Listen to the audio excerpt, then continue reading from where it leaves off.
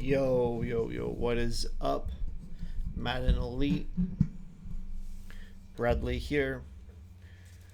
We're at it with another wire. How y'all doing today? I hope y'all are having a good day. Hope y'all are having a good weekend. My weekend's been pretty good. Yeah, it's been pretty good. It's been okay. You know, I've had better, I've had worse, but I mean, is what it is. Went and seen Shang-Chi last night. Yeah. Shang-Chi was pretty cool. Pretty cool.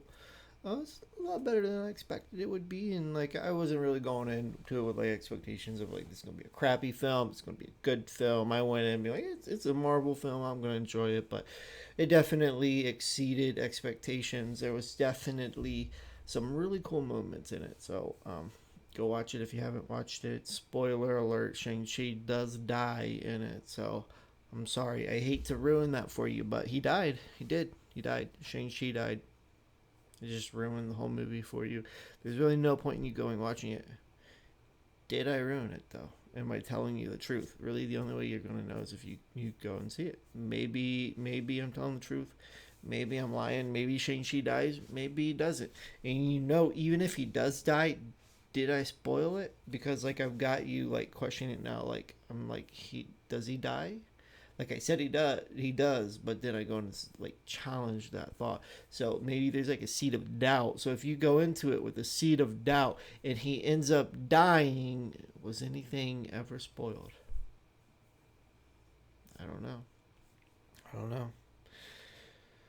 Anyways, guys, we're not here to talk about Shang-Chi, though. If you guys wanted to talk about Shang-Chi, we could. I mean, I'd be down for that. We could run a Shang-Chi special or a Marvel special or something, you know. I don't know. But anyways, guys, we're still in the mix of waiting until the scouting update. You know, the longer we wait, I really feel like EA shot themselves in the foot with it, with this whole like thing. Like they should have like, this really sucks.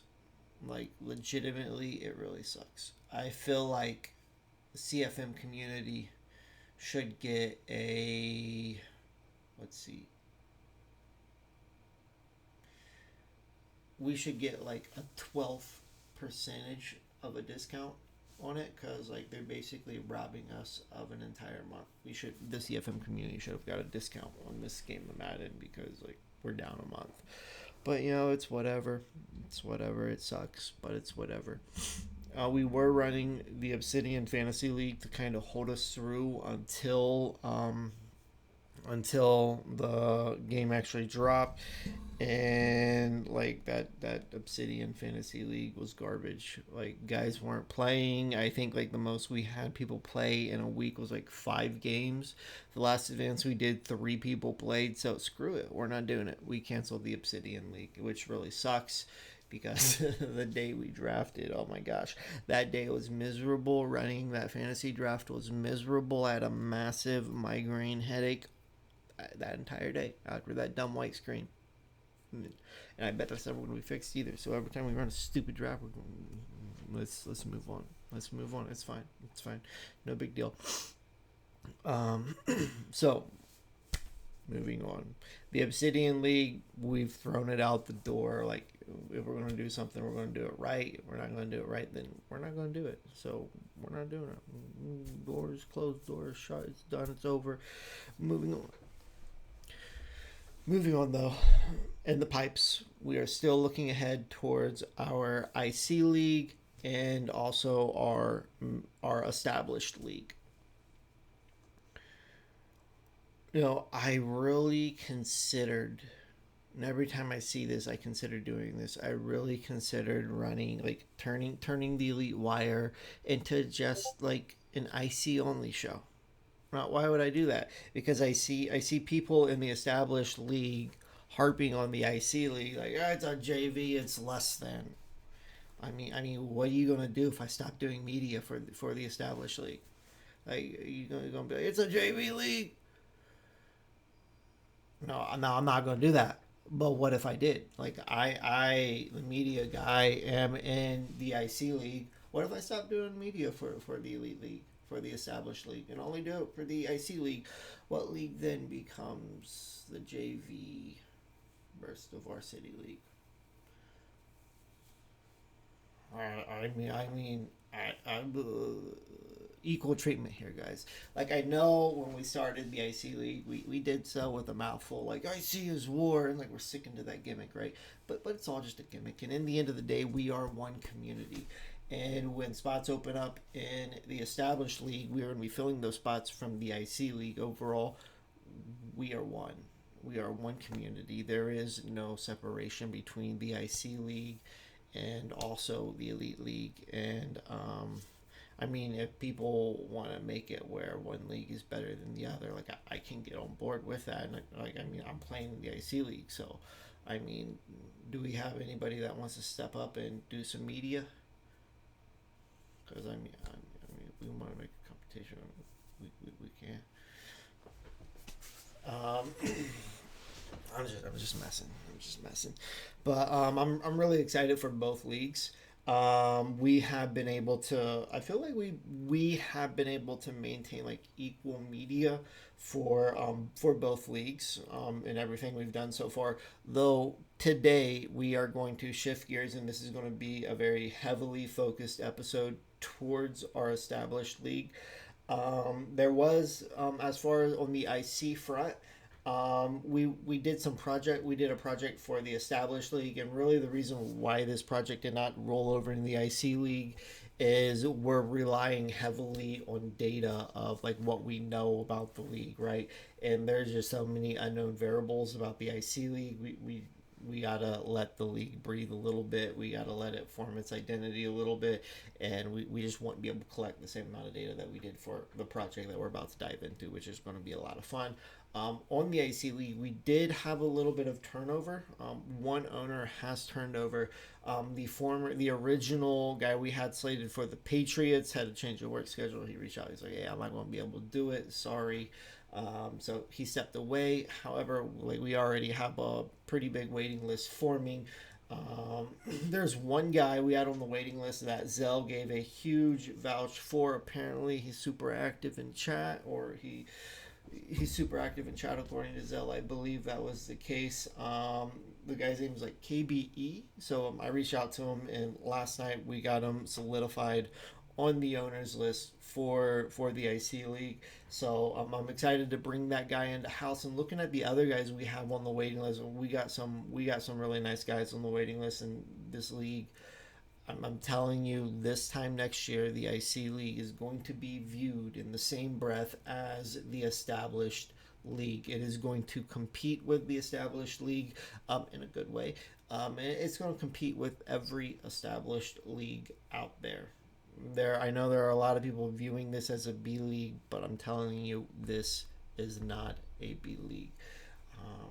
But I mean, we'll see how it plays out. And I know the work I'm about to put into it, so I know how it's going to play out. As for the established league, I mentioned there's a project we did for the established league that's going to be very heavily featured in this episode. Doesn't really roll over to the IC league, but basically, we put out a bunch of surveys to all of the guys in the community, basically asking for people to list how they thought the divisions would play out. And basically, we listed all of the divisions in this survey and asked people to list them 1 through 4, 1 being the team most likely to win the division, 4 being the team least likely to win the division. I think there were like 10 people that filled it out, 6 of which filled it out properly. So we were able to pull in data from 6 different people predicting how they thought the divisions would play out. I have reason to believe that there was a little bit of bias in there because we'll get into it, but it's fine. We had so many people doing them, it eliminated any bias. But we had 6 proper surveys filled out, and we basically collected data, and then we ran a bunch of numbers, and we calculated the percentage chance of every team winning their division based off of community input. So let's dive into this. We got a bunch of graphics to look at today. The first graphic we have to look at it's geared towards the AFC North. Zell comes in. Hang on, give me 1 second. I'm pretty sure I know who like all these guys are, but let me just pull up the owners list so I have the data in front of me because I don't want to butcher anybody. All right. So according to the surveys that were sent out, Zell comes in with a 38% chance of winning his division. South comes in with a 32% chance. South and his Browns come in with a 32% chance of winning the AFC North. Tara Rob and the Steelers lands a 17% chance of winning the AFC North. And then P. Will and his Bengals come in with a 13% chance of winning the AFC North. Shifting gears a little bit over to the AFC East. On the AFC East front, let's start from the bottom and work our way up to the top. On the AFC East front, we see that Emmett and his Dolphins have a 20% chance of winning the AFC East.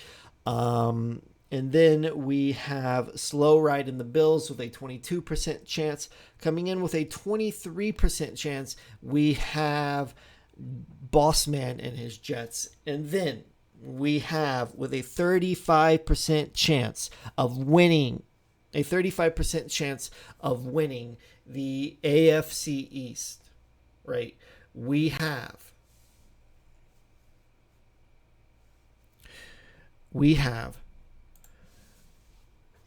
my guy, Jumper. So Jumper's coming in with a 35% chance of winning the AFC East.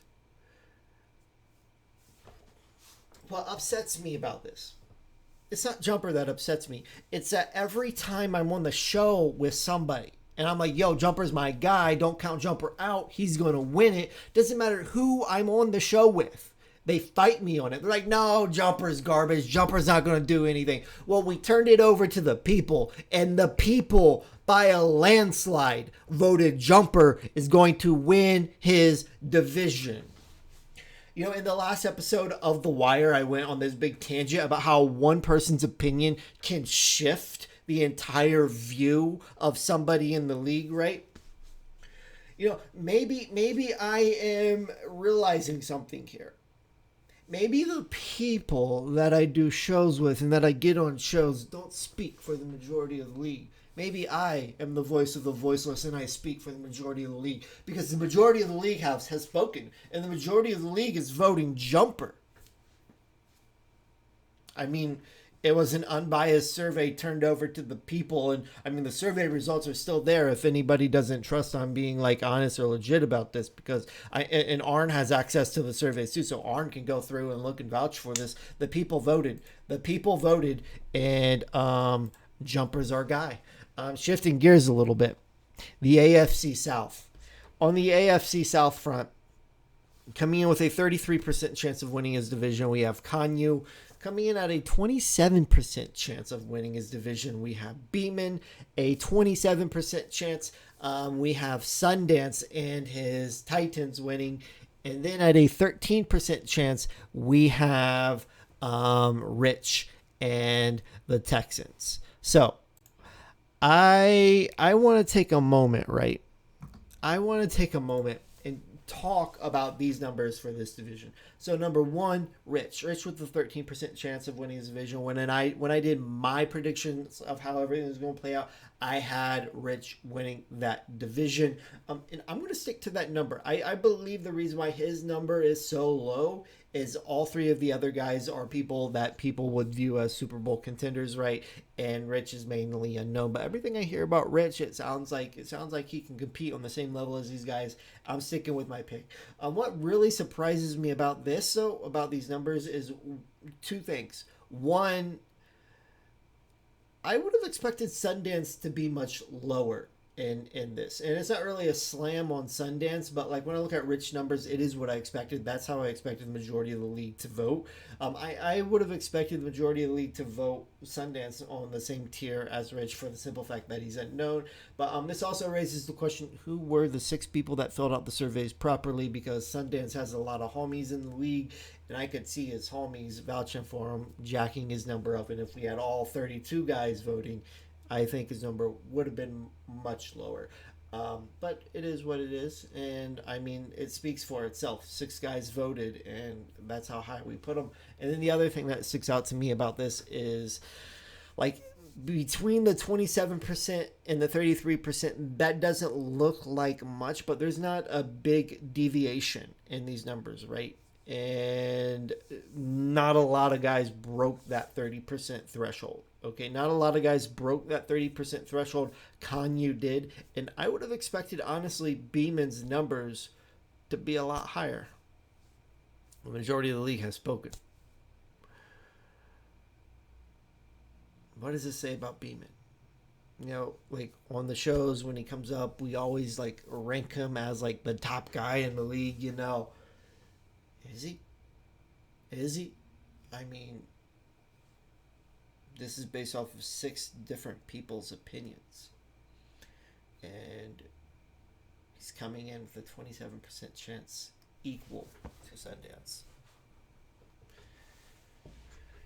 You know, last cycle, I gave Zell a lot of crap and basically was like, Zell's got a cakewalk. He's got Beeman in his division. Other than Beeman, there's nobody in his division, and his division sucks. Did maybe Beeman benefit from the same thing that I claimed held Zell down time and time again? Now that Beeman is in this division with 3 other potential Super Bowl competitors, are we going to see a different Beeman? No, I'm not like throwing stones, right? I'm not trying to like start crap. Like I'm just calling crap, you know? Like maybe. Like I say crap and people get all uptight. Like, since he's a bad person. Like, no, go play in traffic. I'm just calling it how it is. Last cycle, Beeman's division was a cake division other than Zell, and then he ended up losing Zell. And like, are we going to see a different Beeman? I don't know. Time will tell. We will see. So, shifting gears. This made me happy, right? Shifting gears. We are looking now at the AFC West. In the AFC West, now I mentioned there's probably some bias at Afc East surveys. I think one of the 6 people to fill the surveys out properly was probably Jeff. Because Jeff is sitting over there. Jeff and his Broncos are sitting with a 15% chance, right? Jeff and his Broncos are sitting with a 15% chance. There was one person that voted that they predicted Jeff was going to win their division. Jeff, did you fill out that survey? Was that you that voted that and inflated your numbers up pretty high? I think it was. Jeff, it's commendable. I would have done the same thing. So Jeff comes in with a 15% chance of winning his division. Mex comes in with a 23% chance. Estrada comes in with a 28% chance. And then Brad and his Chiefs come in with a 33% chance of winning his division. Now, let's take a moment, right? Let's take a moment and chat about this. Brad, I want to talk about Brad for a moment, okay? Like, last cycle, he didn't win a bowl, and, like, I kept harping, like, Brad's going to win it, and people kept blowing me off and, like, throwing it under the rug, and in the end of the cycle, everyone's like, Brad, you stuck with Brad, and Brad didn't win one. Brad, you're dumb. You remember how I said maybe the opinions of the people I have on the show don't reflect the opinions of the league as a whole? Maybe my opinions are a more proper reflection of what the league actually thinks, while the people I get on the show that hate against the things I say are more like isolated on their own. I think this is kind of the same case, right? Like, I put Brett up on this pedestal, and the people I do shows with, they're like, no, Brett's washed.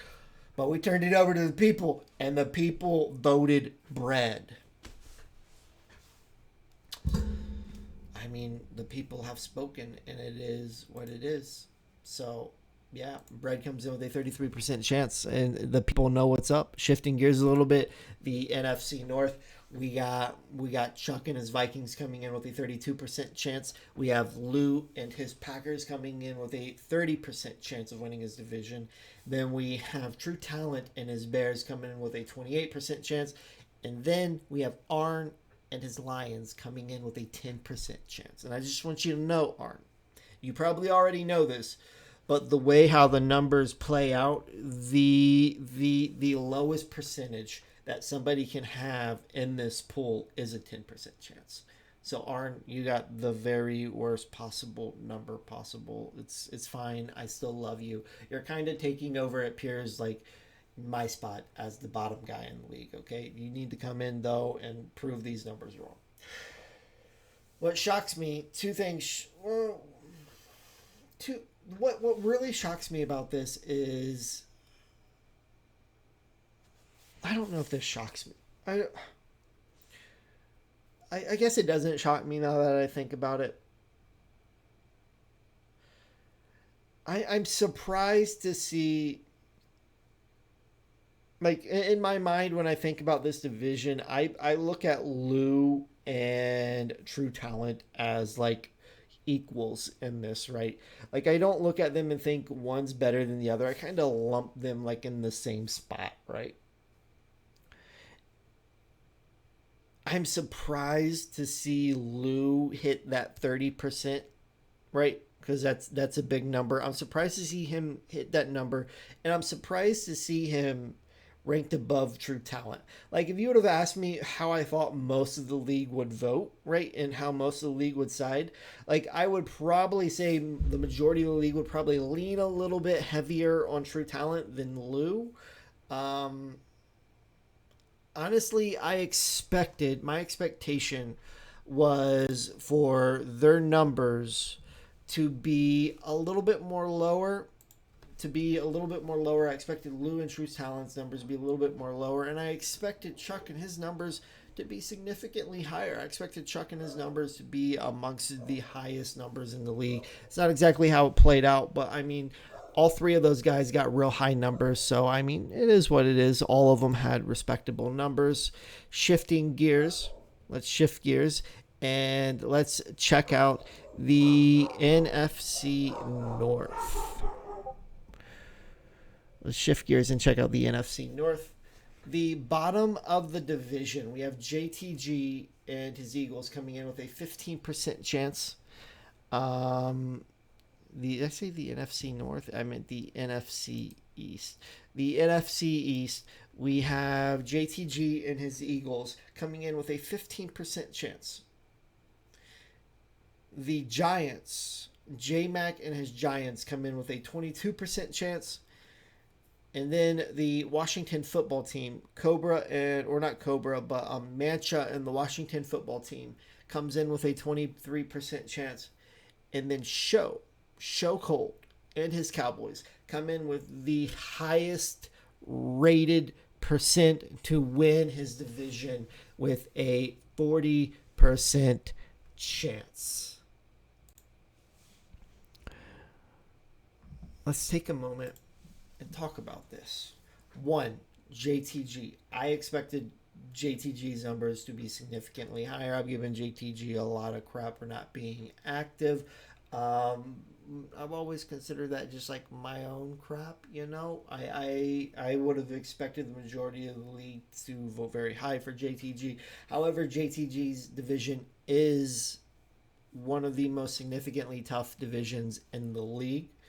J-Mac and his Giants come in with a 22% chance. I expected that to be much higher. Like, honestly, if you would have asked me how I expected the league to vote, I would have honestly expected probably JTG to get the highest percentage from this. Why do I say that? I say that because he's the one in this division that has actually won a Super Bowl. And he did so by running the gauntlet of beating Brett and all the previous Super Bowl winners before him. One of probably the most impressive playoff run I've ever seen. But he comes in with the second lowest.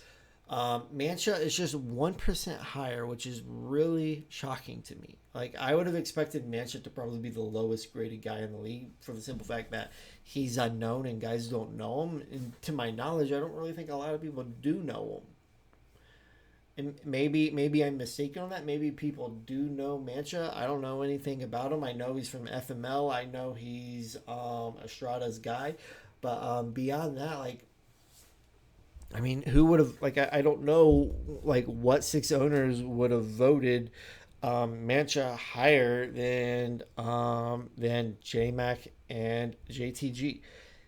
Maybe this raises a question: how valid are these numbers? Like, to me, that's the biggest question mark in all of this that I've seen. Then we got with the 40% chance. Then we got with the 40% chance.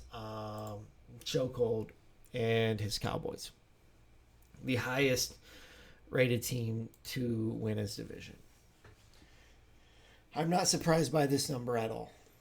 Chokehold was my pick to win his division when I did my personal predictions, and this is probably maybe the toughest division for me to predict. Everybody and their mother puts Chokehold up on like the highest pedestal possible, so he's got a lot to live up on. He had multiple chances last cycle to make stuff happen, but he didn't get it done. So we'll see how this plays out for him. Looking at the NFC South, though. Looking at the NFC South.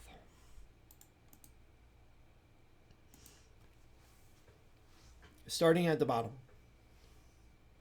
This is one that surprised me a lot. Starting at the bottom, Debo and his Saints come in, was voted an 18% chance to win his division. Gaming Powerhouse and his Buccaneers was voted a 22% chance. And then Jew and South. Jew and his Panthers and South, or not South, but Alex and his Falcons.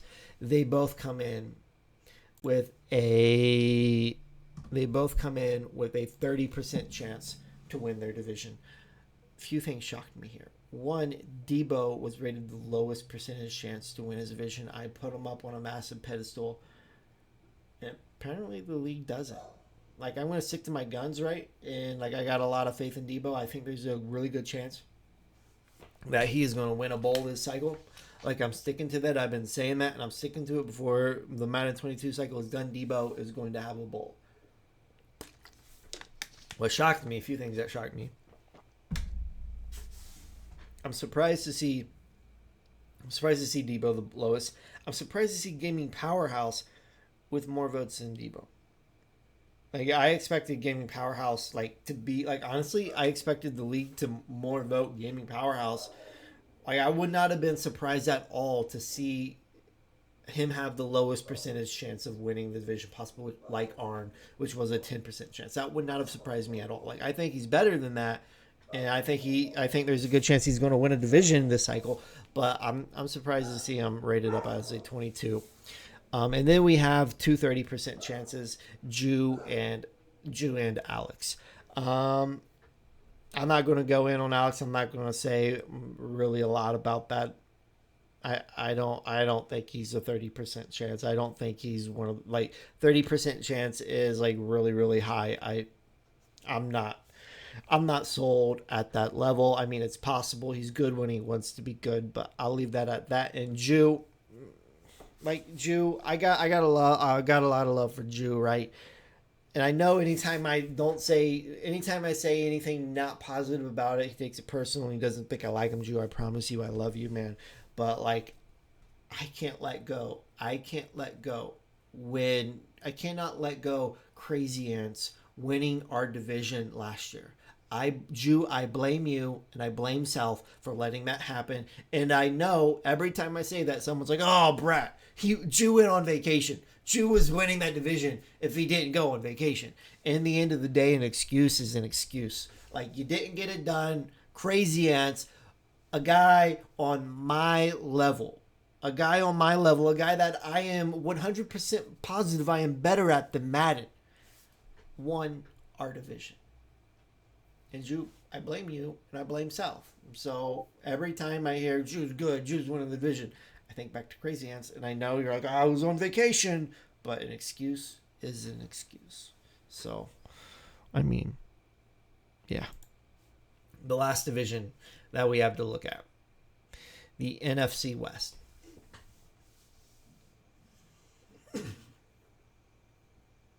The NFC West. Jumbo and his Seahawks come in with a 20% chance. And then we have, additionally, young Watts and his Cardinals coming with a 22% chance. And then, with a 23% chance, we have Cobra and his Rams. And then rounding out the division on top, we have Orion with a 35% chance. Orion and his San Francisco 49ers with a 35% chance.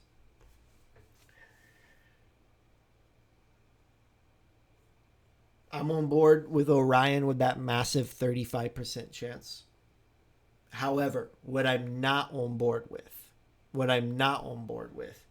is Young Watts out of 22 and Jimbo out of 20. Those percentages need to be massively dialed down. And Cobra needs to be in the 30% chance. Cobra, I know you got some screenshots of some graphics saved to like kind of post later on in the cycle as boom, I told you so, right? Cobra, I think you need to save this screenshot because to me, this Cobra, you with the 23% chance of winning the division, it is the biggest disrespectful statement amongst all of these graphics, amongst all of these votes, right? Cobra, I'm disappointed that this is what the people voted. I'm really disappointed. Cobra, you're better than that. When I look at this division, it's a two-team race, and that those two teams are Orion and Cobra, and they're going to be at it neck and neck. I don't really know what to expect from Young Watts. He kind of came on late last cycle, but I'm not basing what he's going to do throughout this entire cycle and this first season off of what he did in his final run in the league. And Jimbo, man, I love you, Jimbo. You're just up and down all the time, right? Like your last season, I believe in Elite wasn't that great. But then, like when I think about like what you did last cycle, Jimbo, the most impressive thing to me was when you came in when Kanye was out of town. And you kept his team performing at the highest of levels. You did maybe I'm just overly negative on you, Jimbo, because you did have that season 1 playoff run. The validity of it though has been questioned. So I mean, I don't know, man. I don't know. Maybe the 20% chance is valid for you, Jimbo. I don't know. But in the end of the day, to me, this is a 2-team race between Cobra and Orion. So it'll be interesting to watch it all play out.